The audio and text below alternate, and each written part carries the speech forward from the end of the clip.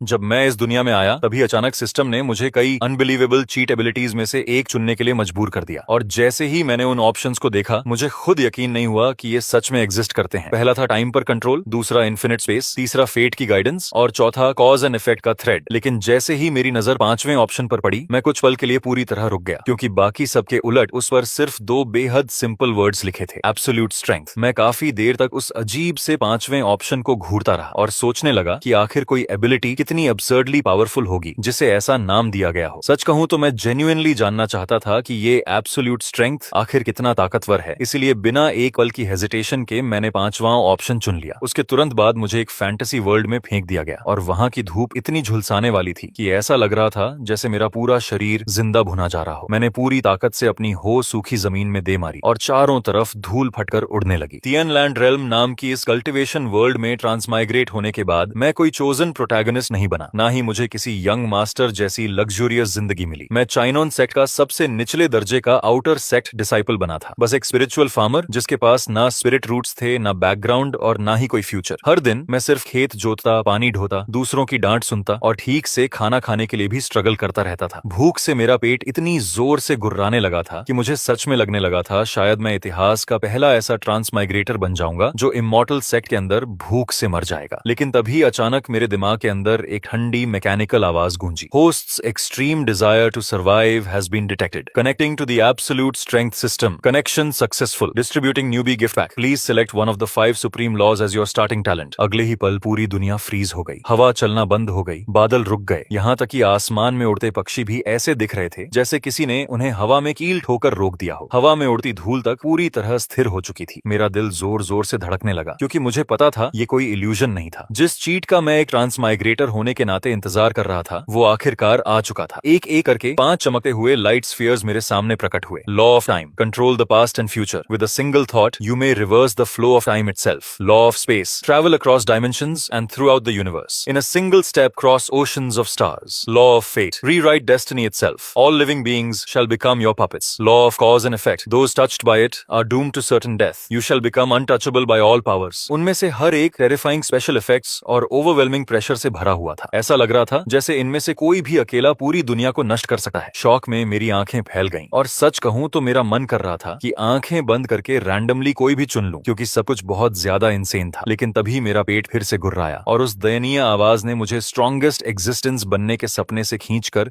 सीधा रियलिटी में वापस लापटा। मैंने अपनी धूप से जली हुई काली पड़ चुकी बाहों की तरफ देखा, फिर सामने फैले उस अंतहीन खेत को घूरा जिसे अभी भी जोतना बाकी था। और उसी पल मेरे दिमाग में सब कुछ क्रिस्टल क्लियर हो गया। क्या टाइम कंट्रोल करने से खेत जोतने में मदद मिलती? नहीं। क्या स्पेस ट्रैवल करने से पानी ढोना आसान हो जाता? बिल्कुल नहीं। फेट और कार्मा सुनने में कूल लग रहे थे, लेकिन इस वक्त मुझे किसी कॉस्मिक प्रिंसिपल की नहीं बल्कि भरे हुए पेट की जरूरत थी। इसीलिए मैं धीरे धीरे आखिरी ऑप्शन की तरफ मुड़ा। वो बाकी सब में सबसे सिंपल और सबसे कम नोटिसेबल था, बस एक साधारण सफेद लाइट स्फीयर जिसके ऊपर कोई फ्लैशी इफेक्ट तक नहीं था। सिर्फ 2 बड़े और सिंपल वर्ड्स, एब्सोल्यूट स्ट्रेंथ। मेरी आंखें तुरंत चमक उठी। एब्सोल्यूट स्ट्रेंथ अच्छी थी, बहुत अच्छी। अगर मेरे पास इनफ स्ट्रेंथ हो तो हो का एक स्विंग पूरा बड़ा खेत जोत सकता था। मैं 2 एक्स्ट्रा बकेट्स पानी उठा सकता था। स्पिरिट राइस की हार्वेस्ट बेहतर होती तो मैं ज्यादा स्पिरिट स्टोन्स कमा सकता था, और ज्यादा स्पिरिट स्टोन्स मिलते तो आखिरकार स्टीम्ड बन्स खरीद कर पेट भर सकता था। टाइम, स्पेस, फेट, कर्म, इनमें से कुछ भी मेरे लिए मायने नहीं रखता था। मैंने बिना हिचकिचाए कहा, I choose the 5th option, absolute strength. Mechanical voice ने तुरंत जवाब दिया, host selection complete. True greatness lies with in simplicity. Strength is the foundation of all things. Congratulations, host, for reaching the origin of power. All system functions are now being transferred, beginning self-installation. We hope you enjoy your meal. मैं अभी react भी नहीं कर पाया था कि अचानक एक गर्म लहर मेरे पूरे शरीर में फैल गई और फिर वो रोबोटिक आवाज ऐसे गायब हो गई जैसे वो कभी थी ही नहीं। मेरे आसपास की जमी हुई दुनिया फिर से चलने लगी, कीड़ों की आवाज वापस आ गई, हवा फिर बहने लगी। मैं काफी देर तक वहीं चुपचाप खड़ा रहा, पूरी तरह स्टैंड। सच कहूं तो मुझे लगा मेरे साथ स्कैम हो गया है। रुकिए, बस इतना ही? दूसरे लोगों के सिस्टम्स में लॉटरीज होती हैं, एक्सचेंज शॉप्स होती हैं, डेली साइन इन्स होते हैं, कम से कम कोई कस्टमर सर्विस तो होती है, लेकिन मेरा सिस्टम कमाल है। एक ऑप्शन चुनवाया और फिर तुरंत गायब हो गया। आफ्टर सेल्स सपोर्ट तक नहीं छोड़ा। मैं अभी अपनी फ्रस्ट्रेशन दबाने की कोशिश ही कर रहा था कि तभी पास से एक तीखी मॉकिंग आवाज सुनाई दी। अरे ये लिनफन नहीं है? चिनोन सेट का महान आलसी निकम्मा अपनी स्पिरिट राइस की देखभाल क्यों नहीं कर रहा? ऐसे बैठा है जैसे मरने का इंतजार कर रहा हो। जो आदमी आया था उसका नाम डिकन ले था, आउटर सेक्ट का मैनेजर, एक बेहया साइकोफेंट जो सिर्फ बूटलिकिंग करके अपनी पोजीशन तक पहुंचा था। उसका सबसे पसंदीदा काम था हम जैसे लोली स्पिरिचुअल फार्मर्स को परेशान करना, जिनके पास ना बैकिंग थी ना कनेक्शंस। वो राइस फील्ड के किनारे चलता हुआ आया और मेरी लगभग मर चुकी स्पिरिट राइस पर नजर डालते ही उसके चेहरे पर डिस्गस्ट भरी एक्सप्रेशन आ गई। फिर उसने अपना पैर उठाया और उस पानी की बकेट को लात मारकर गिरा दिया जिसे मैं अभी अभी भरकर लाया था। वो बकेट जोर से जमीन पर गिर गई और जो पानी मैं 2 पहाड़ दूर से इतनी मेहनत करके लाया था वो पल भर में सूखी धरती पर फैल गया और झुलसाती गर्मी में तुरंत भाप बनकर उड़ने लगा। मेरे हाथ इतनी जोर से भींच गए कि नाखून लगभग हथेली में धंसने लगे। वो पानी मैं अपने हाथों से उठाकर यहाँ तक लाया था, लेकिन डिकिनले ने ऐसे व्यवहार किया जैसे उसे मेरे चेहरे पर दिख रहा गुस्सा दिखाई ही नहीं दे रहा हो। उसने धीरे से अपनी रोब में से एक लो ग्रेड स्पिरिट स्टोन निकाला, उसे मेरी आंखों के सामने लहराया और फिर कैजुअली वापस अपनी स्लीव में डाल लिया। उसके बाद वो तिरस्कार से हंसते हुए बोला, इस महीने तुम्हारी फसल यहाँ सबसे खराब है। सेक्ट रूल्स के हिसाब से तुम्हारी पेमेंट कम कर दी जाएगी। तुम्हारे जैसे लेजी ट्रैश को अपनी औकात पता होनी चाहिए। स्पिरिट राइस तक ठीक से नहीं उगा सकता और कल्टीवेशन के सपने देखता है, वो फैंटेसी अगले जन्म के लिए बचा कर रख। उसकी बातें सुनते ही मेरे सीने में गुस्से की आग भड़क उठी, लेकिन जैसे ही मैंने उसके पीछे खड़े लैकीज को देखा जिनकी कल्टीवेशन मुझसे कहीं ज्यादा थी, मैं बस मजबूरी में सब सह गया। डिकिनले संतुष्टि से सूंघते हुए अपने आदमियों के साथ वापस मुड़ गया और जाते जाते बड़बड़ाया, स्पिरिट रूट्स के बिना एक मॉर्टल अभी भी सोचता है कि वो इमॉर्टल सेक्ट में रहने लायक है। उनके पूरी तरह गायब होने के बाद ही मैंने लंबी सांस छोड़ी और बकेट उठाने के लिए नीचे झुका। जैसे ही मैंने हाथ जमीन की तरफ बढ़ाया, मेरी उंगलियां मिट्टी में दबे काले आयरन ओर के एक टुकड़े से टकराईं। मैंने इंस्टिंक्टिवली उसे उठाया, सोचते हुए कि बस किनारे फेंक दूंगा। वो ओआर अपनी अब्सर्ड हार्डनेस के लिए फेमस था। इनर सेक्ट डिसाइपल्स की फ्लाइंग सोर्ड्स तक उस पर निशान छोड़ने में स्ट्रगल करती थी, लेकिन जैसे ही मैंने हल्का सा दबाव डाला, एक धीमी क्रैकिंग साउंड गूंजी और मुट्ठी जितना बड़ा वो ब्लैक आयरन ओर मेरी उंगलियों के बीच तुरंत टूटकर बारीक पाउडर बन गया, बिल्कुल काली राख की तरह। वो धूल मेरी उंगलियों के गैप से फिसलती हुई जमीन पर बिखर गई। मैं पूरी तरह फ्रीज हो गया। काफी देर तक मैं हिल भी नहीं पाया। हल्की हवा चली और उस काले पाउडर को मिट्टी पर फैला दिया, जबकि मैं खाली नजरों से अपने हाथों को और फिर नीचे पड़ी धूल को देखता रहा। उस वक्त मेरे दिमाग में सिर्फ एक ही ख्याल था, ये एब्सोल्यूट स्ट्रेंथ शायद मेरी सोच से कहीं ज्यादा टेरिफाइंग थी। अगले 3 महीनों में मैंने धीरे धीरे महसूस किया कि मेरा टैलेंट मेरी कल्पना से कहीं ज्यादा अजीब था। ये कोई टेम्परेरी बस्ट ऑफ पावर नहीं था, ये एंडलेस ग्रोथ थी। हर पल मैं स्ट्रॉन्गर होता जा रहा था। खाते वक्त स्ट्रॉन्गर, खेती करते वक्त स्ट्रॉन्गर, यहाँ तक कि सांस लेते हुए भी स्ट्रॉन्गर। जो आयरन हो पहले सैकड़ों पाउंड्स भारी लगती थी, अब मेरे हाथों में भूसे से भी हल्की महसूस होती थी। मैं एक हाथ से पानी के बड़े बड़े जार्स उठाकर आराम से चलता था। न पसीना आता था, न सांस फूलती थी। और स्टार स्पिरिट फील्ड्स जोतने की मेरी स्पीड तो डाउनराइट टेरिफाइंग हो चुकी थी। जो काम बाकी डिसाइपल्स को पूरा करने में 3 दिन लगते, मैं उसे आधे दिन से भी कम में खत्म कर देता। बस एक चीज कभी नहीं बदली, मेरे शरीर में अब भी स्पिरिचुअल एनर्जी का नामो निशान नहीं था। इसीलिए बाकी सबकी नजरों में मैं अब भी वही insignificant outer sect spiritual farmer था। और सच कहूं तो मुझे उससे कोई दिक्कत नहीं थी। मेरे लिए सिर्फ स्ट्रॉन्गर होना ही काफी था। इमॉर्टल बनना या ना बनना उससे कहीं बात की बात ही, पहले पेट भरने लायक खाना होना जरूरी था। 3 महीने बाद मैं खेत के किनारे चुपचाप खड़ा सुनहरी स्पिरिट राइस को हवा में लहराते हुए देख रहा था और खुद को मुस्कुराने से रोक नहीं पा रहा था। हर दाना भारी और भरा हुआ था। उसके ऊपर हल्की स्पिरिचुअल लाइट चमक रही थी और चावल की खुशबू हवा में फैल रही थी। ये वही हार्वेस्ट थी जिसके लिए मैंने पिछले 3 महीने जान लगाकर मेहनत की थी। मेरे हिसाब से इसे आराम से 100 से ज्यादा लो ग्रेड स्पिरिट स्टोन्स में बदला जा सकता था। जिस दिन मुझे वो पैसे मिलते, उस दिन न सिर्फ मैं फाइनली स्टीम्ड बन्स खा पाता, बल्कि शायद एक पूरी बोल नूडल्स भी ऑर्डर कर सकता था। मैं खेत के पास बैठकर राइस स्टॉक्स को उंगलियों से धीरे धीरे रगड़ते हुए सोच रहा था कि सबसे पहले क्या खाऊंगा। लेकिन तभी अचानक आसमान में ऐसा डेफनिंग थंडर फटा जैसे खुद स्वर्ग 2 हिस्सों में टूट गया हो। मैंने इंस्टिंक्टिवली ऊपर देखा और पाया कि जो आसमान अभी साफ था वो पल भर में अंधेरे से भर गया। काले स्टॉर्म क्लाउड्स हिंसक तरीके से घूम रहे थे और पर्पल लाइटनिंग पूरे आकाश को चीर रही थी। एक काली और एक नीली लाइट स्ट्रीम जमीन से 10,000 मीटर ऊपर आपस में टकरा रही थी और हर कोलिजन इतना भयानक एक्सप्लोजन पैदा कर रहा था कि पूरा आसमान चमक उठता था। सैकड़ों माइल्स के अंदर स्पिरिचुअल एनर्जी तक बेकाबू होकर उफान मारने लगी। इमॉर्टल्स लड़ रहे हैं। मेरा चेहरा तुरंत बदल गया और जैसा मुझे डर था, अगले ही पल आसमान से एक गुस्से भरी दहाड़ गूंजी। नीली रोशनी के अंदर से चाइनॉन सेक्ट के सुप्रीम एल्डर ने क्रोध में चिल्लाया, स्वानमिंग, तुम्हारी हिम्मत कैसे हुई चिनोन सेक्ट की टेरिटरी में घुसने की? तभी काली रोशनी में से ओल्ड डीमन स्वानमिंग की सिनिस्टर हंसी सुनाई दी, असेंशन मैप मुझे सौंप दो, वरना आज इस पहाड़ के हर डिसाइपल को मार डालूंगा। और बस उसी पल 2 यूएन यिंग लेवल कल्टिवेटर्स आसमान में भयानक तरीके से लड़ने लगे। सेक्ट के कल्टिवेटर्स के लिए ये सुप्रीम एक्सपर्ट्स की बेहद रेयर बैटल थी, लेकिन मेरे लिए ये प्योर बैड लक से ज्यादा कुछ नहीं था। और जैसा मैंने सोचा था, उनकी टेक्निक्स की एक और वायलेंट क्लैश के बाद अनकंट्रोल्ड आफ्टरमैथ एक विशाल शॉक वेव में बदल गया, जो नंगी आंखों से दिखाई दे रहा था और सीधे आसमान से नीचे गिर रहा था। दूर पहाड़ों के जंगल पल भर में नष्ट हो गए। आउटर सेक्ट डिसाइपल्स के घर एक एक करके ढहने लगे और हर तरफ टेरिफाइड स्क्रीम्स फैल गईं। फिर मैंने उसे देखा, वो टॉर्नेडो जैसी वायलेंट वेव सीधे मेरी स्पिरिट राइस फील्ड की तरफ आ रही थी। मेरी फसल, मेरी आंखें तुरंत लाल हो गईं। मैंने बिना सोचे समझे खुद को खेत के अंदर फेंक दिया। मैंने अपनी बाहें पूरी फैलाकर उस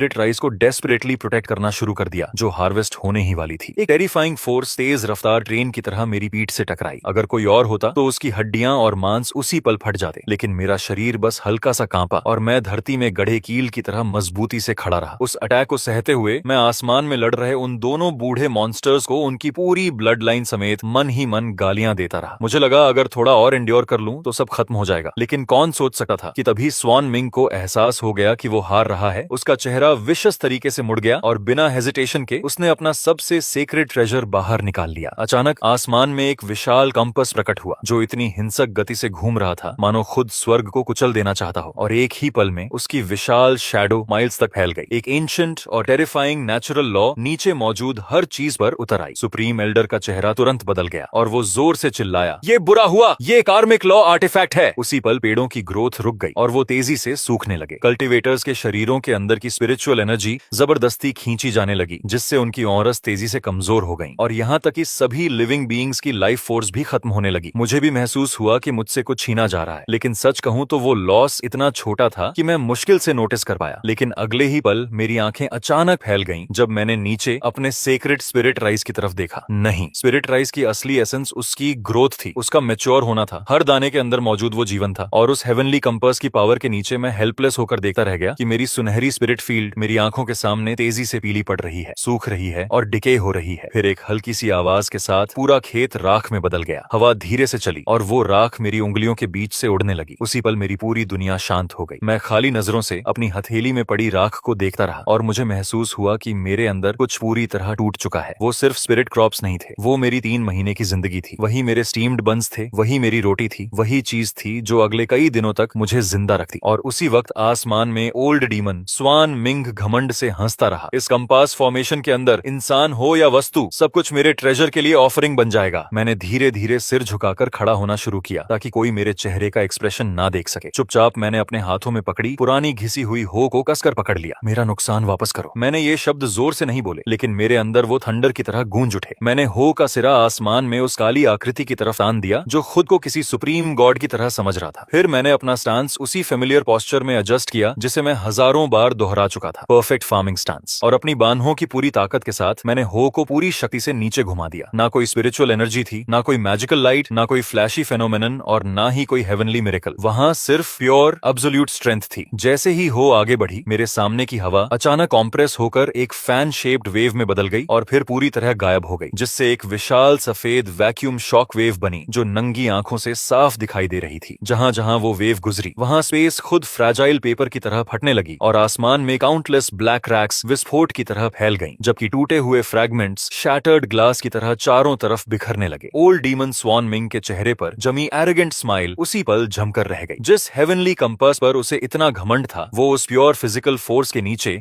एक ब्लिंक तक सरवाइव नहीं कर पाया और कान फाड़ देने वाली आवाज के साथ एक्सप्लोड होकर काउंटलेस स्पिरिचुअल लाइट फ्रैगमेंट्स में टूट गया। स्वान मिंग ने तुरंत खून उगला और उसके चेहरे पर एब्सोल्यूट हॉरर भर गया। इम्पॉसिबल, ये कैसी पावर है? वो अपनी बात पूरी भी नहीं कर पाया क्योंकि स्पेस को चीर देने वाली वो शक्ति उसे पूरी तरह निगल चुकी थी। ना कोई एक्सप्लोजन हुआ, ना कोई स्क्रीम। उसके पीछे खड़े विशाल पहाड़ के आधे हिस्से समेत उसका शरीर धूल से भी बारीक पार्टिकल्स में पीस दिया गया और इस दुनिया से पूरी तरह इरेज हो गया। मरने से पहले उसके दिमाग में सिर्फ एक आखिरी थॉट बची थी, ओवरवेलमिंग फियर और कंफ्यूजन से भरी हुई, जो आसमान में गूंज उठी। ये कौन सा सुप्रीम लॉ है? मैं टूटे हुए खेत के पास चुपचाप खड़ा रहा जबकि मेरे हाथों में पकड़ी हो अचानक जोरदार क्रैक के साथ बीच से टूट गई। मैंने उस पहाड़ की तरफ देखा जो एकदम साफ तरीके से बीच से कट चुका था। उसका कट इतना स्मूथ था जैसे पॉलिश्ड ग्लास हो। फिर मैंने कैजुअली अपना सिर खुजलाया, टूटी हुई हो को किनारे फेंका और बड़बड़ाया, कौन सा लॉ? यहाँ कोई लॉ नहीं है, ये तो बस प्योर फोर्स है। इतना कहने के बाद मेरी आसमान की तरफ देखने में बिल्कुल भी दिलचस्पी नहीं बची। मैंने सिर नीचे किया और वापस रूइंड फील्ड की तरफ लौट गया। बिखरी हुई राख के बीच मैं काफी देर तक अफसोस के साथ तलाश करता रहा और आखिरकार हर जगह खोदने के बाद मुझे स्पिरिट राइस की सिर्फ आधी जली हुई एक स्टॉक मिली जो पूरी तरह राख नहीं बनी थी। मैंने थकी हुई लंबी सांस छोड़ी और उस दयनीय आधे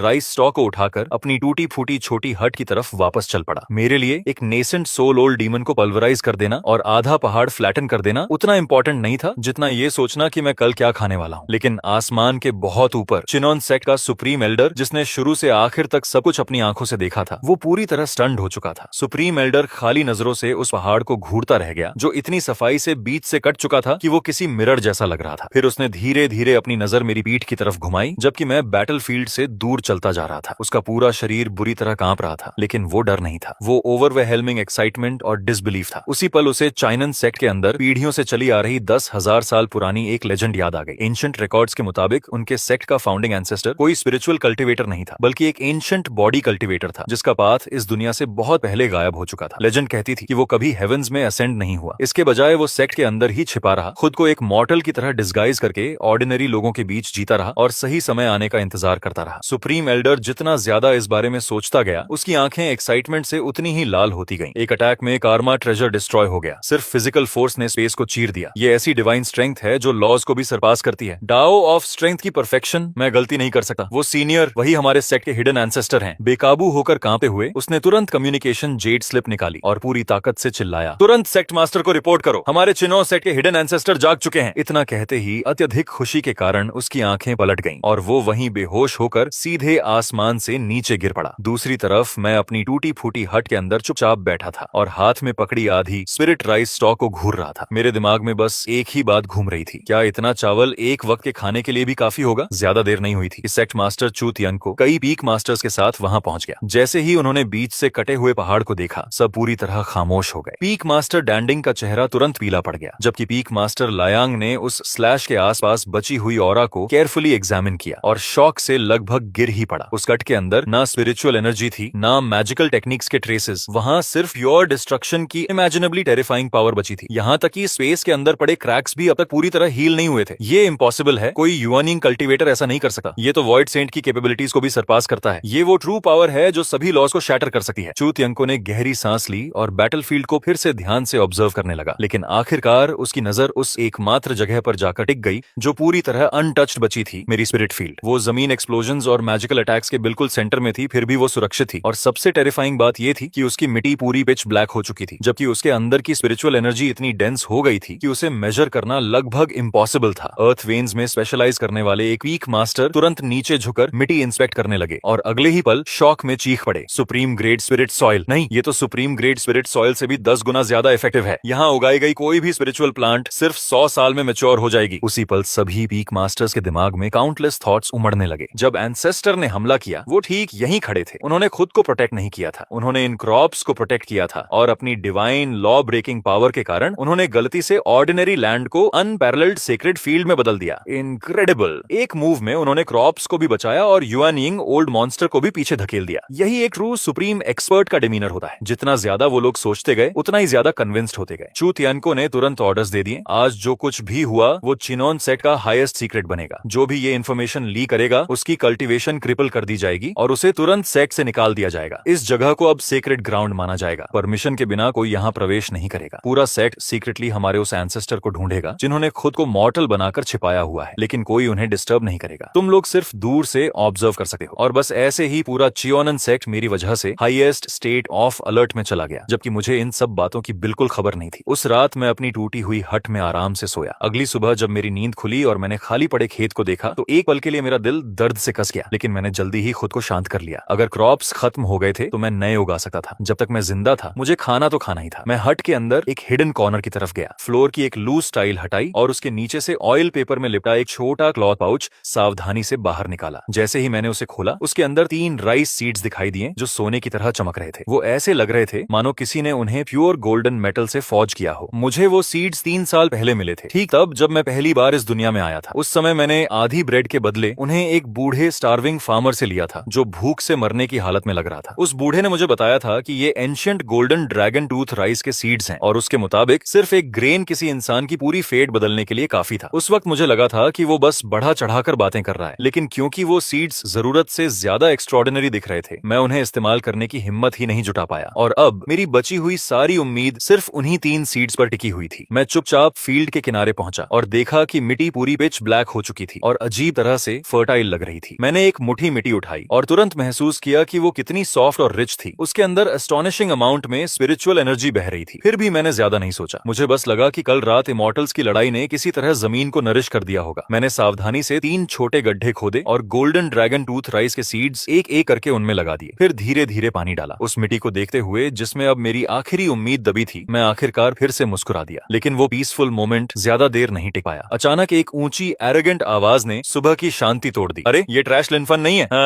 लगता है तू किसी तरह कल बच ही गया। मैंने सिर उठाया और तुरंत वांग तेंग को अपनी तरफ आते देखा। वो डिकन ले का नेफ्यू था और अपने अंकल की इन्फ्लुएंस और अर्ली फाउंडेशन एस्टेब्लिशमेंट कल्टीवेशन की वजह से आउटर सेक्ट में हर किसी को बुली करता फिरता था। उसके पीछे लैकीज का पूरा ग्रुप चल रहा था। लेकिन जैसे ही वो करीब आया, सबसे पहले उसकी नजर मुझ पर नहीं पड़ी, बल्कि मेरे पैरों के नीचे की ब्लैक स्पिरिचुअल सॉइल पर पड़ी। उसकी आंखें तुरंत ग्रीड से चमक उठी। क्या इनक्रेडिबल लैंड है। फिर वो जोर से हंसा और कैजुअली आधा स्पिरिट स्टोन मेरी तरफ फेंक दिया। टू वर्थलेस ट्रैश, ये जमीन अब मेरी है। वो आधा स्पिरिट स्टोन तेरी कॉम्पेंसेशन है, अब दफा हो जा। मैंने जमीन पर पड़े स्पिरिट स्टोन की तरफ देखा तक नहीं। मैंने शांत आवाज में कहा, सीनियर ब्रदर वांग, ये फील्ड सेक्ट ने मुझे असाइन की है और मैंने अभी यहाँ सीड्स लगाए हैं। सीड्स? वांग तेंग ठंडी हंसी हंसा और सीधे मिट्टी पर पैर रख दिया। फिर उसने जानबूझकर अपनी एड़ी पूरी ताकत से 2 बार घुमाई। जब उसने पैर उठाया, उसकी जूती के नीचे चमकता हुआ गोल्डन रंग चिपका हुआ था। मेरा golden dragon tooth rice seed पूरी तरह कुचला जा चुका था। मेरा पूरा शरीर उसी पल फ्रीज हो गया। लेकिन वांग तेंग अभी भी संतुष्ट नहीं था। उसने नीचे मेरी तरफ देखा और क्रूअल एरोगेंट ग्रिन के साथ बोला, तेरे जैसे मर्टल को लगता है कि वो ऐसे ट्रेजर डिजर्व करता है? तेरे सीड को क्रश करना तेरे ऊपर एहसान है। अब अपना गार्बेज उठा और मेरी नजरों से गायब हो जा। मैं धीरे धीरे खड़ा हुआ और अपने हाथों से मिट्टी झाड़ दी। मेरे चेहरे पर ना गुस्सा था, ना डर। मैं बिल्कुल शांत था, जैसे स्थिर पानी। फिर मैंने सिर उठाया, उसकी जूती के नीचे लगे गोल्डन स्टेन को देखा और धीरे से पूछा, तुझे पता भी है वो सीड कितना वैल्यूएबल था? मैंने उसे 3 साल तक बचाकर रखा था। जैसे ही हमारी आंखें मिली, वांग तेंग अचानक किसी वजह से नर्वस हो गया। लेकिन अगले ही पल वो नर्वसनेस एम्बैरेसमेंट और रेज में बदल गई। उसने तुरंत अपनी लॉन्ग स्वॉर्ड निकाली और उसकी ब्लेड से ब्लेजिंग फ्लेम्स फूट पड़ी। क्या तू बस एक मर्टल है? क्या सच में मेरे जैसे कल्टीवेटर से लड़ने की सोच रहा है? उसके पीछे खड़े लैकीज तुरंत एक्साइटेड हो गए। ये ब्लेजिंग सोर्ड टेक्निक है, वो इडियट मर गया। जलती हुई सोर्ड ऑरा सीधे मेरी तरफ दौड़ी। मैंने हल्का सा भौं सिकोड़ ली। वो मेरे चेहरे पर थोड़ी गर्म महसूस हो रही थी, इसीलिए मैंने कैजुअली अपना दायां हाथ उठाया और हल्के से वांग तेंग के एरोगेंट चेहरे की तरफ थप्पड़ मार दिया। मेरा मूवमेंट पावरफुल भी नहीं लग रहा था। ऐसा लग रहा था जैसे मैं बस कोई अनोइंग फ्लाई हटा रहा हूं। लेकिन जैसे ही मेरी हथेली आगे बढ़ी, उसके सामने की हवा हिंसक तरीके से कंप्रेस हो गई और एक visible white crescent shaped pressure wall बन गई। वांग तेंग की इंप्रेसिव दिखने वाली सोर्ड ऑरा उससे टकराई भी नहीं और बिना आवाज किए तुरंत गायब हो गई। उसके चेहरे पर जमी ग्रिन पूरी तरह फ्रीज हो गई। फिर अगला पल आया, थप्पड़। वो आवाज इतनी जोरदार और क्रिस्प थी कि ऐसा लगा जैसे आसमान में थंडर क्लैप हट गया हो। पूरा आउटर सेट एक पल के लिए शांत हो गया। जैसे ही मेरी हथेली वांग तेंग के चेहरे से टकराई, उसके शरीर पर ऐसी वेट उतरी जो समझ से परे थी और अगले ही पल एक टेरिफाइंग और इंडिस्क्राइबल फोर्स उसके पूरे शरीर में फट पड़ी। एक circular white sonic boom cloud बाहर की तरफ एक्सप्लोड हुआ और उसके पीछे खड़े सभी डिसिपल्स हवा में उछल गए, जबकि वांग तेंग खुद चीखने तक का मौका नहीं पा सका और सफेद स्मोक ट्रेल छोड़ता हुआ आसमान में एक टाइनी ब्लैक डॉट बन गया। उसने साउंड बैरियर तोड़ दिया और सीधा च्योन सेक्ट के इनर सेक्ट की दिशा में उड़ गया। आसपास के डिसाइपल्स कंफ्यूजन में जमीन पर गिरे पड़े थे और जब वो किसी तरह वापस खड़े हुए तो आसमान और मेरे बीच खाली नजरों से देखते रह गए, जैसे उन्होंने कोई गोस्ट देख लिया हो। काफी देर बाद एक कांपते हुए डिसाइपल ने आखिर पूछा, अभी जो चीज उड़कर गई वो आखिर थी क्या? किसी ने उसे जवाब नहीं दिया। मैंने बस हल्के से अपना हाथ झटका, जैसे कोई गंदी चीज साफ कर रहा हूँ। फिर मुड़कर वापस नीचे बैठ गया। मैंने सावधानी से कीचड़ में दबे golden dragon tooth rice seed के बचे हुए आधे हिस्से को बाहर निकाला। उसकी गोल्डन एसेंस पहले ही मिट्टी में मिल चुकी थी और उसके अंदर लगभग कोई लाइफ नहीं बची थी। मैंने एक लंबी सांस छोड़ी, लेकिन फिर भी उसे ध्यान से दोबारा लगा दिया। चलो बस कोशिश करते हैं, शायद किसी तरह बच जाए। मेरे लिए वो आधा मरा हुआ सीड जिंदा रहेगा या नहीं, ये सीनियर ब्रदर वांग तेंग को आसमान के पार उड़ा देने से कहीं ज्यादा इंपॉर्टेंट था। दूसरी तरफ चिनोन सेक्ट के मेन डिस्कशन हॉल में सेक्ट मास्टर चू थियांको और बाकी पीक मास्टर्स अभी भी हिडन एंसेस्टर के बारे में चर्चा कर रहे थे। एंसेस्ट्रल लैंड को तुरंत फॉरबिडन टेरिटरी डिक्लेयर करना होगा। गोल्डन कोर एल्डर्स को शिफ्ट्स में वहां गार्ड पर भेजो। एंसेस्टर की सीक्रेटली सर्च जारी रखो, लेकिन उनकी मॉर्टल वर्ल्ड कल्टीवेशन को बिल्कुल डिस्टर्ब मत करना। वो लोग अभी बात ही कर रहे थे कि अचानक हॉल के बीचों बीच एक टेरिफाइंग क्रैश हुआ, जिससे पूरी बिल्डिंग जोर से कांप उठी। ऊपर से धूल बरसने लगी और हर एल्डर तुरंत अलर्ट हो गया, जैसे कोई पावरफुल एनिमी आ पहुंचा हो। सभी के शरीरों से स्पिरिचुअल एनर्जी एक साथ फूट पड़ी, लेकिन जैसे ही उन्होंने देखा कि हुआ क्या है, सब पूरी तरह फ्रीज हो गए। हॉल के बीचों बीच कार्व्ड ट्विन ड्रैगन से लिपटे विशाल ड्रैगन पिलर के अंदर गहराई तक धंसा हुआ एक इंसान था। वांग तेंग के हाथ और पैर अब भी पूरी तरह फैले हुए थे और उसका शरीर उस विशाल ड्रैगन पिलर में ऐसे धंसा हुआ था जैसे किसी ने उसे अनइमेजिनेबल फोर्स से वहां फेंक दिया हो। उसके शरीर की सारी मेरिडियंस पहले ही टूट चुकी थीं और उसकी सांसें लगातार कमजोर होती जा रही थीं। लोग उसे सिर्फ उसके कपड़ों की वजह से पहचान पा रहे थे। जैसे ही पनिशमेंट एल्डर जू वूजी ने उसे देखा, उसका चेहरा तुरंत गुस्से से विकृत हो गया। एक गोल्डन कोर कल्टीवेटर होने के नाते उसने तुरंत अपनी डिवाइन सेंस फैलाई और अटैक के सोर्स को ट्रेस करते हुए 10 माइल्स दूर तक पहुंच गया, सीधे उसी स्पिरिट फील्ड तक जिसे सेक्ट ने अभी अभी सीक्रेटली एंसेस्ट्रल लैंड डिक्लेयर किया था। अगले ही पल जू वूजी की फ्यूरियस रोअर पूरे आउटर सेक्ट में गूंज उठी। किसकी हिम्मत हुई, किस हरामी ने मेरे न्यूफ्यू को इस हालत में पहुंचाया, आज उसकी सोल को धूल बना दूंगा। उसकी आवाज खत्म भी नहीं हुई थी कि वो मॉन्स्ट्रस किलिंग इंटेंट से भरी गोल्डन लाइट में बदल गया और सीधे मेरी छोटी हट की तरफ उड़ पड़ा। उस वक्त मैं अभी अभी आधे मरे हुए सीड को पानी देकर खत्म हुआ था। जैसे ही मैंने आसमान से आती फ्यूरियस रोर सुनी, मेरे माथे की नसें जोर से फड़क उठी। मैंने ऊपर आती गोल्डन लाइट की तरफ देखा और अचानक सिरदर्द महसूस होने लगा। अब एक और क्यों आ गया? मैंने हाथों से मिट्टी झाड़ी और गहरी भौहें सिकोड़ ली। क्या इस जगह कोई इंसान शांति से फार्मिंग भी नहीं कर सकता? बूम! गोल्डन लाइट आसमान को चीरती हुई ऐसे नीचे गिरी जैसे ब्लेजिंग सन धरती से टकरा रहा हो। गोल्डन कोर कल्टीवेटर का टेरिफाइंग प्रेशर चारों तरफ फैल गया और जू वूजी सीधे मेरी स्पिरिट फील्ड के ऊपर उतर आया। उसके बाल और दाढ़ी गुस्से में हवा में लहरा रहे थे, जबकि गोल्डन फ्लेम्स उसके शरीर को घेरे हुए थी। उसकी आंखें खून जैसी लाल थीं और उसका किलिंग इंटेंट लगभग फिजिकल बन चुका था। वो पूरी तरह जमीन पर उतरा भी नहीं था कि उसकी प्रेशर से मेरी पहले से टूटी फूटी हट तुरंत एक्सप्लोड हो गई। लकड़ी के बीम्स जोर से टूट गए और पूरी शैक बिखरे हुए डिब्री में बदल गई। आसपास के पेड़ क्रैक होकर टूट गए और जमीन पर स्पाइडर वेब जैसी फ्रैक्चर्स फैल गईं। लेकिन इस सब के बीच मैं बस चुपचाप खड़ा रहा और नीचे उन सीड्स को देखता रहा जिन्हें मैंने अभी अभी मिट्टी में केयरफुली प्लांट किया था। मेरा एक्सप्रेशन धीरे धीरे डार्क होता जा रहा था। जो वूजी को उम्मीद थी कि यहाँ कोई टेरिफाइंग मॉन्स्टर मिलेगा, लेकिन जैसे ही उसने डिवाइन सेंस से मुझे स्कैन किया, वो शॉक में फ्रीज हो गया। मेरे शरीर में कुछ भी नहीं था, स्पिरिचुअल पावर का स्लाइटेस्ट ट्रेस तक नहीं, ना कल्टीवेशन ऑरा, ना ट्रेनिंग मार्क्स। मैं सचमुच सिर्फ एक ऑर्डिनरी मॉर्टल था। फिर भी उसी मॉर्टल ने उसके फाउंडेशन एस्टेब्लिशमेंट नेफ्यू को इतनी बुरी तरह पीटा था कि वो मेन हॉल के सेक्रेड ड्रैगन पिलर में जाकर कील की तरह धंस गया। पहले जू वूजी स्टनड हुआ, लेकिन अगले ही पल उसकी आंखों का गुस्सा ग्रीड में बदल गया। वो तुरंत एक कंक्लूजन पर पहुंच गया। उसके हिसाब से मेरे पास कोई सुप्रीम हिडन ट्रेजर था, इतना पावरफुल कि उसकी गोल्डन कोर डिवाइन सेंस भी उसे डिटेक्ट नहीं कर पा रही थी। तो बात यह है, जू वूजी मुझे घूरते हुए बड़बड़ाया। गुस्सा होने के बजाय वो अचानक हंसने लगा, एक चिलिंग लाफ जो एक्साइटमेंट और डिजायर से भरी हुई थी। वरना एक मियर मॉर्टल टेंगर को कैसे घायल कर सकता था? लड़के, अपना मैजिक ट्रेजर मुझे सौंप दे, शायद मैं तेरी जान छोड़ दूं। मैंने बस एक बार उसकी तरफ देखा और फिर सिर नीचे करके मिट्टी में दबे 2.5 बचे हुए सीड्स की तरफ देखने लगा। उस पल मेरे दिमाग में बस एक ही बात थी, ये कल्टीवेटर सच में दिमाग से ठीक नहीं थे। जब मैंने जवाब नहीं दिया तो जू वूजी ने तुरंत पेशेंस खो दिया। उसने हाथ उठाकर एक डैमेज्ड फॉर्मेशन डिस्क निकाली। जब तू कोऑपरेट नहीं करेगा तो मैं तुझे तेरे ट्रेजर समेत रिफाइन कर दूंगा। जैसे ही उसने फॉर्मेशन डिस्क रिलीज की, वो तेजी से फैलने लगी और पल भर में हमारे आसपास पूरे 1 माइल तक का एरिया कवर कर लिया। Rise 9 dragons rage grand formation. एक डीफेनिंग हम के साथ क्रिम्सन बैरियर जायंट डोम की तरह नीचे उतरी और मुझे पूरे स्पिरिट फील्ड समेत उसके अंदर सील कर दिया। अगले ही पल 9 ड्रैगन रोअर्स एक साथ फटे और धरती के अंदर से एंडलेस सी ऑफ फ्लेम्स बाहर निकल आया। फॉर्मेशन के अंदर से 100 जांग से भी बड़े 9 जाइगेंटिक फायर ड्रैगन्स प्रकट हुए, जिनके शरीर सैवेज स्केल्स और क्लॉज से ढके थे। उनकी ब्लेजिंग फ्लेम्स आसमान को जला रही थी, जबकि वो फॉर्मेशन के चारों तरफ घूमते हुए फ्यूरियस रोर्स कर रहे थे। हर गुजरते सेकंड के साथ टेम्परेचर और हॉरिफाइंग होता जा रहा था। जमीन तुरंत सूकर फटने लगी और हवा तक गर्मी से मुड़ने लगी। दूर खड़े आउटर सेक्ट डिसाइपल्स डर से पीले पड़ गए। वो पागल हो गया है, एल्डर जू ने सच में पीक प्रोटेक्टिंग ग्रैंड फॉर्मेशन इस्तेमाल कर दी। वो लिनफन और पूरी जमीन को ग्लास बनाकर जलाना चाहता है। सिर्फ एक आउटर सेक्ट डिसाइपल के लिए क्या इतनी दूर जाना जरूरी है? लेकिन मेरे पास उनकी बातों की परवाह करने का समय नहीं था। जैसे ही मेरे चारों तरफ फायर सी उठी, मैंने फ्लेम्स की तरफ अपनी पीठ कर ली और अपने शरीर से उन 3 छोटे होल्स को पूरी तरह शील्ड कर दिया जहां सीड्स अभी अभी लगाए गए थे। आग बहुत तेज थी, सीड्स पक सकते थे, लेकिन फायर ड्रैगन्स लगातार करीब आते जा रहे थे और हीट मेरे चेहरे से टकरा रही थी। मेरे बाल और कपड़ों के किनारे टेम्परेचर की वजह से कर्ल होकर जलने लगे। मैं चुपचाप सब सहता रहा, लेकिन मेरी कनपटियों की नसें धीरे धीरे और ज्यादा उभरने लगी। क्या ये लोग सच में कभी नहीं रुकेंगे? पहले उन्होंने मेरी स्पिरिट राइज डिस्ट्रॉय की, फिर मेरे सीड्स कुचल दिए और अब वो मिट्टी तक जलाना चाहते हैं। आखिरकार जैसे ही सारे 9 फायर ड्रैगन्स एक साथ मेरी तरफ चार्ज हुए, मैंने धीरे धीरे सिर उठाया और मेरी आंखों का तापमान पूरी तरह गायब हो गया। बहुत शोर करते हो। मैंने सीड होल्स को शील्ड करना बंद कर दिया और धीरे धीरे सीधा खड़ा हो गया। मेरे पैर अलग हुए और मैंने दोनों हाथों को धीरे धीरे ऊपर उठाया। हथेलियां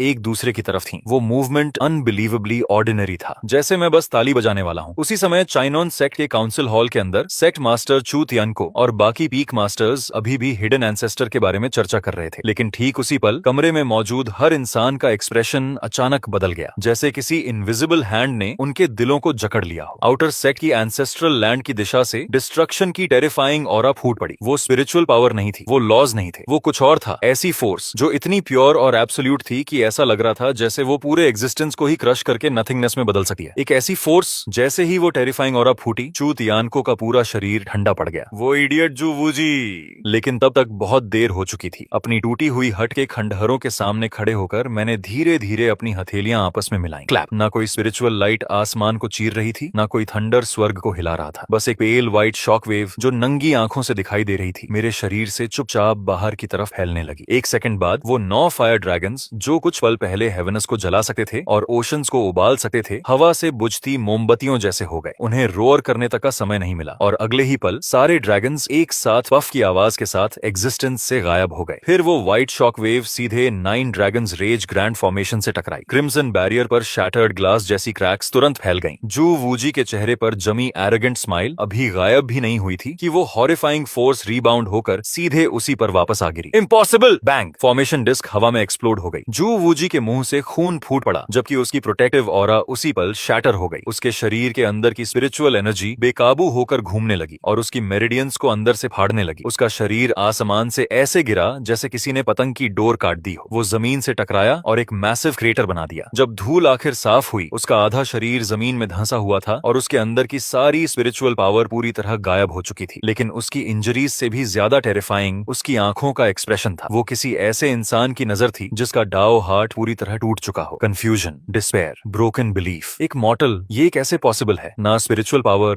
ना लॉज, कल्टिवेशन ऐसे काम नहीं करती। वो पूरी तरह अपना दिमाग खो चुका था। ठीक उसी पल चू तियांको और बाकी पीक मास्टर्स आखिर वहां पहुंच गए। उनका टाइमिंग परफेक्ट था। उन्होंने मुझे ठीक उसी समय देखा जब मैंने ताली बजाना खत्म किया था और फिर अपने थोड़े लाल हुए पाम्स को इरिटेशन के साथ कैजुअली रगड़ रहा था। चारों तरफ देखने पर फायर ड्रैगन्स गायब थे। ग्रैंड फॉर्मेशन पूरी तरह डिस्ट्रॉय हो चुकी थी और माइटी गोल्डन कोर एल्डर मिट्टी में किसी मरे हुए कुत्ते की तरह पड़ा था। पल भर में साइलेंस ने पूरी जगह निगल ली, लेकिन वो साइलेंस सिर्फ एक पल तक रही। अगले ही सेकंड चू तियांको की पीठ पर ठंडा पसीना वाटरफॉल की तरह बहने लगा। ऑर्डिनरी लोग शायद समझ नहीं पाते कि उन्होंने अभी क्या देखा है, लेकिन वो समझ गया था। वो कोई साधारण क्लैप नहीं था। मैंने ग्रेट डॉ ऑन ऑफ स्ट्रेंथ का इस्तेमाल करके स्पेस को पुश किया था, रियलिटी के लॉज को ट्विस्ट किया था और एक प्योर फोर्स डोमेन क्रिएट कर दिया था जो सभी टेक्निक्स को नलिफाई कर सकता था। हवा की एक कैजुअल वेव ने sect protecting grand formation destroy कर दी थी। एक सिंगल क्लैप ने गोल्डन कोर एल्डर को क्रिपल कर दिया था। अगर मैं हिडन एंसेस्टर नहीं था तो और कौन हो सकता था? और सबसे बुरी बात, उस मूर्ख जू वूजी ने सच में मुझे एंगर कर दिया था। चू तियानको अब प्रॉपर्ली लैंड करने की हिम्मत तक नहीं कर पाया। उसका शरीर कांप उठा और अगले ही पल वो सीधे आसमान से नीचे गिरा और मेरे सामने भारी आवाज के साथ घुटनों के बल बैठ गया। उसके नीज ने जमीन में 2 गहरे गड्ढे बना दिए जबकि उसका माथा मजबूती से धरती से लगा हुआ था। उसकी आवाज बुरी तरह कांप रही थी जब वो बोला, आपका हम्बल सर्वेंट चू तियानको सेक्ट को प्रॉपर्ली डिसिप्लिन करने में असफल रहा और आपकी पीसफुल मॉर्टल कल्टिवेशन डिस्टर्ब हो गई। सीनियर, मेरे पाप 10,000 मौतों के लायक हैं। मैं सीनियर से प्रार्थना करता हूँ कि आप अपना क्रोध शांत करें और सेक्ट के इनोसेंट मेंबर्स को बख्श दें। जैसे ही वो घुटनों पर गिरा, उसके पीछे खड़े सारे पीक मास्टर्स भी तुरंत उसके साथ झुक गए। हम एंसेस्टर से प्रार्थना करते हैं कि आप अपना क्रोध शांत करें। दूर से देख रहे आउटर सेक्ट डिसाइपल्स ये दृश्य देखकर पूरी तरह हॉरिफाइड हो गए। माइटी सेक्ट मास्टर और सारे पीक मास्टर्स मेरे सामने सिर झुकाकर नील कर रहे थे, ऊपर देखने की हिम्मत तक नहीं कर पा रहे थे। दूसरी तरफ मैं बस ब्लैंक एक्सप्रेशन के साथ पहले उनके झुके हुए शरीरों को देखता रहा, फिर अपने थोड़े लाल हुए पाम्स की तरफ देखा। काफी देर की साइलेंस के बाद मैंने आखिर कहा, बस गर्मी लग रही थी तो मैंने खुद को थोड़ा हवा कर लिया। इसके लिए मुझे पैसे तो नहीं देने पड़ेंगे ना? सिर्फ इस एक सेंटेंस ने चू तियांको को पैनिक से लगभग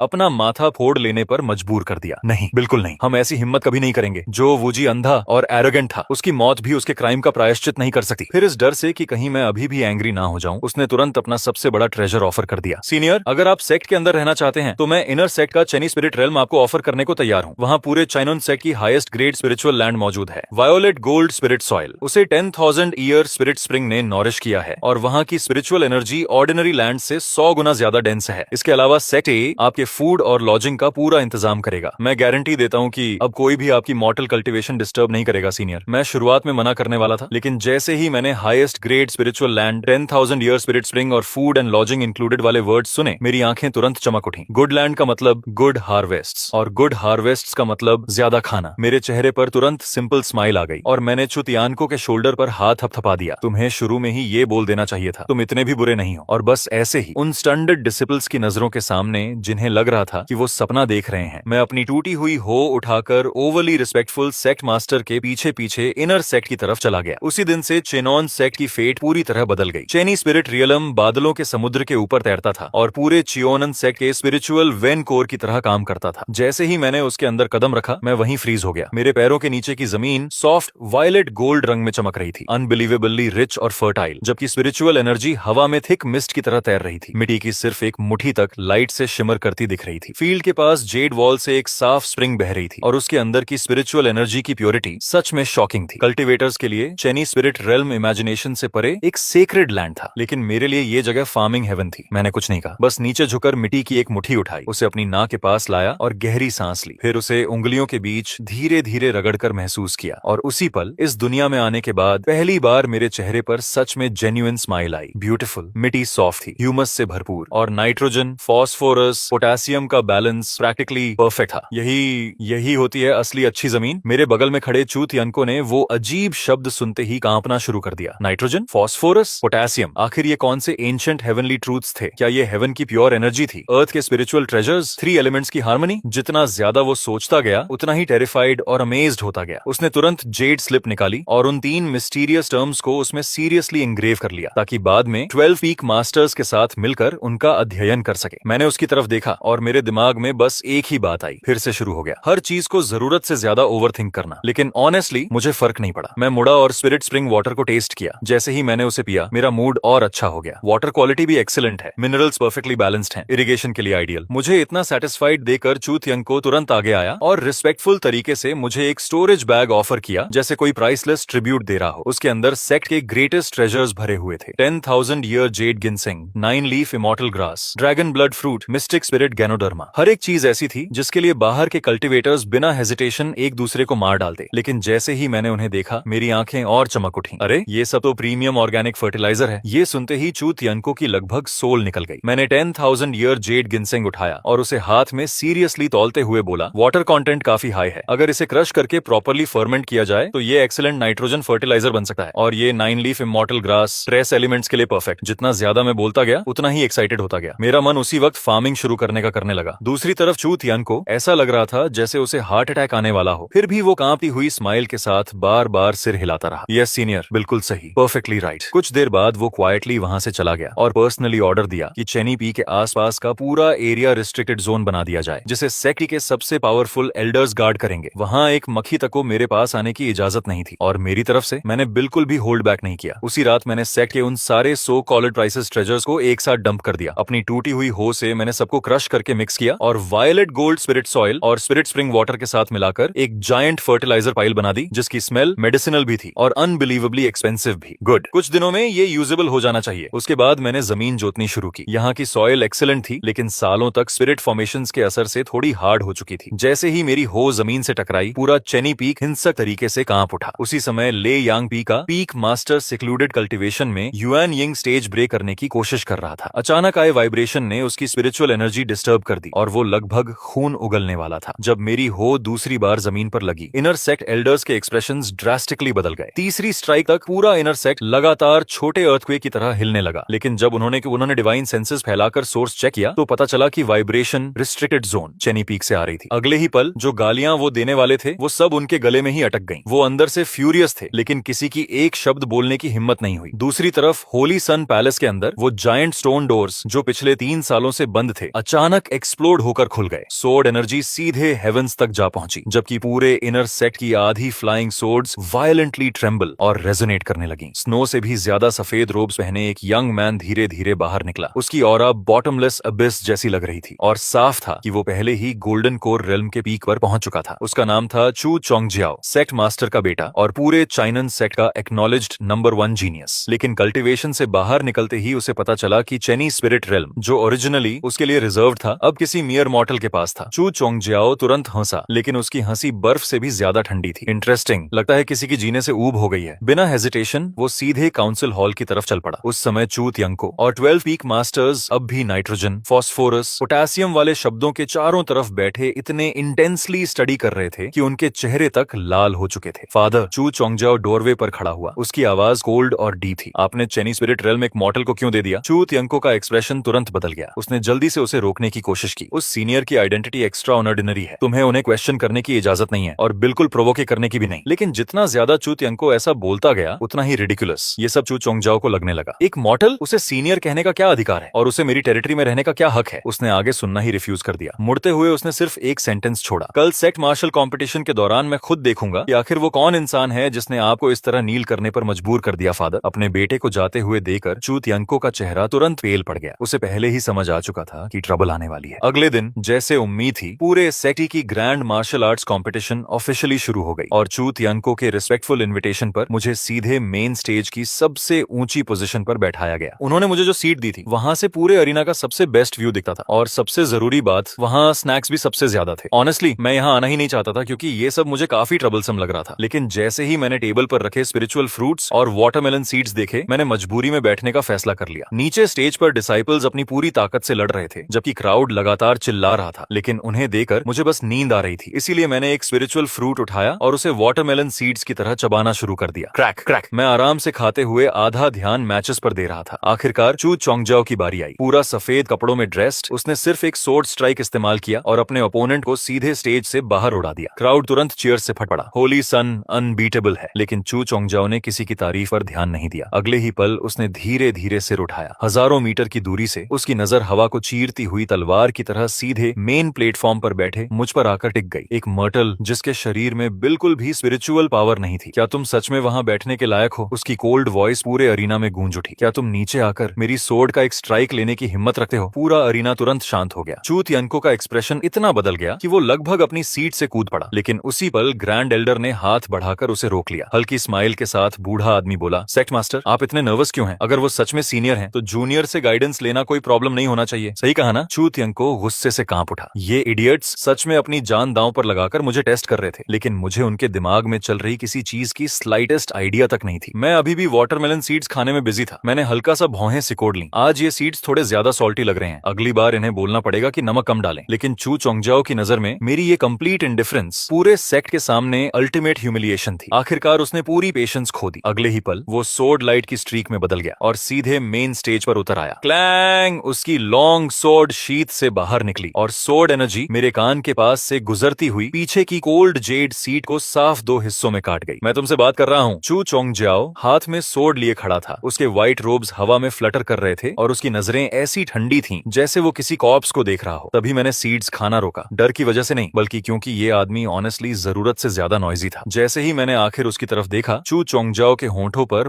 मॉकिंग स्माइल आ गई। फिर उसने अपनी golden core great completion cultivation और सोर्ड डाओ प्रिंसिपल्स का पूरा प्रेशर अनलीश कर दिया। तुम्हें ऑनर्ड फील करना चाहिए कि तुम मेरी फैंटम सोर्ड डाओ के नीचे हारोगे। उसके बोलते ही उसका फिगर ब्लर हो गया। एक शैडो 10 बनी, 10 100 बने, 100,000 बन गए। अगले ही इंस्टेंट पूरा स्टेज एंडलेस सोर्ड फैंटम से भर गया, हर एक इतना शार्प कि जैसे सोल्स को काट सकता हो। वो आपस में क्रॉस और लेयर होकर मेरे आसपास की हर एस्केप रूट पूरी तरह सील कर चुके थे। नीचे के डिसाइपल्स शॉक में फ्रीज हो गए, यहाँ तक कि एल्डर्स और पीक मास्टर्स तक पेल पड़ गए। सोर्ड डाओ लॉज, होली सन पहले ही सोर्ड डाओ प्रिंसिपल्स को टच कर चुका है। ये अटैक नेसेंट सोल कल्टिवेटर तक को अवॉइड करना पड़ेगा। लेकिन जहां बाकी सब हॉरिफाइड थे, वहीं मुझे बस आंखों में स्ट्रेन महसूस हो रहा था। उन फ्लैशिंग सोर्ड शैडोज को देखना ऐसा लग रहा था जैसे मैं किसी जायंट डिस्को बॉल को घूर रहा हूँ। सबसे पहले मैंने नीचे सिर झुकाकर अपनी लैब में रखी आधी प्लेट वाटरमेलन सीड्स को केयरफुली प्रोटेक्ट किया ताकि सोर्ड एनर्जी उन्हें उड़ा ना दे। फिर मैंने वापस ऊपर देखा और हेल्पलेस साई छोड़ी। हम सच में एक दूसरे को बिल्कुल नहीं समझ सकते। चू चोंगजाओ काउंटलेस सोर्ड फैंटम्स के बीच प्राउडली खड़ा था। उसकी आवाज आइसी कोल्ड थी। घुटनों पर बैठो, हार मान लो, चेनी स्पिरिट रेल्म छोड़ दो, शायद मैं तुम्हें थोड़ी डिग्निटी छोड़ दूं। ऑनेस्टली अब मुझे उससे आर्ग्यू करने तक में आलस आ रहा था, इसलिए मैंने कैजुअली एक वाटरमेलन सीड शेल कसा से उठाया जिसे मैं अभी खाकर खत्म कर चुका था। वो अभी भी थोड़ा गीला था। मैंने उसे धीरे धीरे अपने थंब और इंडेक्स फिंगर के बीच पकड़ा। फिर मैंने सबसे सिंपल एक्शन किया, मैंने उसे फ्लिक कर दिया। जैसे ही वो टाइनी सीड शेल मेरी उंगलियों से छूटा, उसके आसपास का स्पेस 1 इंच तक हल्का कोलैप्स हो गया। अगले ही पल वो पूरी तरह गायब हो गया। बस एक अनइमेजिनेबली फास्ट स्ट्रीक ऑफ लाइट बची जिसे किसी की कॉन्शियसनेस फॉलो नहीं कर सकती थी। वो हवा को इंस्टेंटली चीरती हुई आगे बढ़ी और रास्ते में आने वाले हर सोर्ड फैंटम के बीच से गुजर गई। जो काउंटलेस सोर्ड शैडोज कुछ पल पहले डैजलिंग लग रही थीं, वो स्ट्री के गुजरते ही बिना आवाज किए एक साथ कोलैप्स हो गईं, जैसे किसी हायर लॉ ने उनकी एग्जिस्टेंस ही इरेज कर दी हो। चू चोंगजाओ के चेहरे पर एरोगेंस अब भी मौजूद थी, लेकिन अब उसमें ओवरवेलमिंग डेंजर भी महसूस हो रहा था। अनफॉर्चुनेटली उसके लिए अब डॉज करने का समय नहीं बचा था, रिएक्ट करने का भी नहीं। अरीना में एक टाइनी साउंड हल्के से गूंजी। वो स्ट्रीक ऑफ लाइट सीधे उसके बंधे हुए बालों से टकराई। फिर अगले ही पल उसके सिर के ऊपर इनडिस्क्राइबेबल फोर्स एक्सप्लोड हुई। उसकी सोर्ड ऑरा बैरियर तुरंत शैटर हो गई। स्टेज पर आने से 10 गुना ज्यादा स्पीड से उसका शरीर पीछे की तरफ ब्लास्ट हुआ। बूम! वो पूरे ट्रेनिंग ग्राउंड के पार उड़ता हुआ हजारों फीट दूर जायंट आयरन क्लिफ वॉल से जा टकराया। उसके व्हाइट रोब्स फट गए जबकि उसके लंबे बाल हवा में बिखर गए। उसके हाथ और पैर ढीले लटक रहे थे और वो वॉल में ऐसे धंसा हुआ था जैसे किसी ने क्रॉक्ड पेंटिंग को जबरदस्ती वहां ठोक दिया हो। माउंटेन विंड में हल्का हल्का हिलता हुआ साइलेंस ने पूरे एरिना को निगल लिया। हर इंसान फ्रीज हो गया था। उन्होंने पहले उस टाइनी फिगर को देखा जो क्लिफ वॉल पर पिनड था, फिर वापस मेरी तरफ देखा जो अब भी कामली स्टेज पर बैठा था। उनके दिमाग पूरी पूरी तरह काम करना बंद कर चुके थे। सबसे पहले आगे भागने वाला खुद ग्रैंड एल्डर था। शॉक और फ्यूरी में वो वॉल की तरफ बढ़ा और चू चोंगजियाओ को बाहर खींचने के लिए हाथ बढ़ाया, लेकिन जैसे ही उसकी उंगलियां उस चीज से टकराईं जिसने चू चोंगजियाओ को पिन किया हुआ था, वो अचानक फ्रीज हो गया, क्योंकि आयरन वॉल में धंसी हुई चीज कोई डिवाइन ट्रेजर या फ्लाइंग सोर्ड नहीं थी। वो एक जली हुई काली वाटरमेलन सीड शेल थी। ग्रैंड एल्डर उस टाइनी वाटरमेलन सीड शेल को ब्लैंक एक्सप्रेशन से देखता रह गया, जबकि उसके चेहरे का गुस्सा धीरे धीरे गायब होकर प्योर टेरर और डिसबिलीफ में बदल गया। यहाँ तक कि उसका वर्ल्ड व्यू भी पूरी तरह टूट चुका था। दूसरी तरफ चू तियानको की तो खुशी से लगभग आंखों में आंसू आ गए। हाँ, यही था। सिर्फ एक वाटरमेलन सीड शेल से मैंने होली सन की स्वॉर्ड डाउ तोड़ दी थी और पीक गोल्डन कोर जीनियस को 1000 फुट आयरन वॉल पर कील की तरह ठोक दिया था। चू तियानको की नजर में यही वो शक्ति थी जो एक सच्चे एंसेस्टर के योग्य थी। उसका गैम्बल सही साबित हुआ था। चाइनन सेक्ट ने अपनी सबसे बड़ी बेट जीत ली थी, लेकिन मेरी तरफ से देखा जाए तो इसमें सेलिब्रेट करने लायक कुछ भी नहीं था। मैंने बस अपने हाथों से क्रश्ड सीड शेल्स झाड़ी और खड़ा हो गया। नीचे केओटिक क्राउड की तरफ इरिटेशन के साथ देखते हुए मैंने फ्लैट वॉइस में कहा, अगली बार मुझे इस तरह के नॉइजी परफॉर्मेंस के लिए मत बुलाना। फिर मैंने अपनी ब्रोकन हो उठाई और मुड़कर चलने लगा। मुझे अभी भी अपनी क्रॉप्स को पानी देना है। लेकिन ठीक उसी पल मैं अचानक रुक गया। सिर्फ मैं ही नहीं, पूरे चाइनन सेक्ट के हर इंसान ने एक साथ अपने शरीर में बोन पियर्सिंग चिल और ओवरवेलमिंग ड्रेड को रेंगते हुए महसूस किया। सबने इंस्टिंक्टिवली आसमान की तरफ देखा। कुछ ही पल पहले का ब्राइट स्काई अब एंडलेस ब्लड रेड क्लाउड से निगल लिया गया था। वो बादल ऐसे चर्न हो रहे थे जैसे खौलता हुआ ब्लड ओशन हो, और उनके अंदर से अनबिलीवेबली थिक डिमोनिक ऑरा और बाउंडलेस रिजेंटमेंट पूरे सेक्ट पर उतर रही थी। फिर क्रिम्सन क्लाउड्स की गहराई से एक डेफनिंग लाफ गूंजी। अगले ही सेकंड बूम, बादल बीच से फट गए। 100 से ज्यादा वॉरशिप्स जो फ्यूज जायंट बोन्स से बनी थीं, धीरे धीरे ब्लड सी के अंदर से बाहर आने लगी, एंडलेस ब्लैक एनर्जी में लिपटी हुई। उन्होंने आसमान और सूरज दोनों को ढक लिया और पूरी दुनिया डार्कनेस में डूब गई। उसके तुरंत बाद मर्डरस इंटेंट से भरी एक आवाज डीमन गॉड की रोर की तरह पूरे चाइनन सेक्ट में गूंज उठी। चिनन सेक्ट के लोगों, मरने की तैयारी कर लो। हमारे सेक्ट मास्टर के आदेश से आज तुम्हारा सेक्ट एग्जिस्टेंस से मिटा दिया जाएगा। ब्लड डीमन सेक्ट ने फुल स्केल इन्वेजन शुरू कर दिया था। जैसे ही वो ब्लड क्लाउड्स उतरी, मुझे उसी पल समझ आ गया कि ये लोग सिर्फ ट्रबल क्रिएट करने नहीं आए थे। एक के बाद एक gigantic bone warships boiling blood sea से बाहर तैरती चली आईं। हर शिप के प्राव पर इनॉर्मस डीमन स्टैच्यूज खड़ी थीं, जो इमोशनलेस नजरों से चाइनन सेक्ट को देख रही थीं, और उनकी हॉलो आईज के अंदर eerie green soul flames flicker कर रही थीं, जैसे स्टार्विंग वुल्व्स हेल्पलेस शीप को देख रहे हो। अगले ही पल ब्लड डीमन सेक्ट ने एक सेकंड भी वेस्ट नहीं किया। बूम, लीड वॉरशिप से कोलैप्सिंग माउंटेन जितनी बड़ी जिगांटिक क्रिम्सन बीएम सीधे चियोनन सेक्ट के गेट्स की तरफ फायर हुई। सेक्ट मास्टर चू तियानको की आंखें रेत से लगभग फट पड़ी। उसने तुरंत पूरे माउंटेन रेंज की प्रोटेक्टिंग ग्रैंड बैरियर एक्टिवेट कर दी। मैसिव ग्रीन लाइट बैरियर आसमान की तरफ उठी और किसी तरह समय रहते सेक्ट गेट्स को कवर कर पाई। लेकिन अटैक के टकराते ही पूरा चाइनन सेक्ट ऐसे कांप उठा जैसे किसी जायंट ने पंच मारा हो। माउंटेन्स ट्रेम्बल करने लगे, धरती क्रैक हो गई। Countless outer sect disciples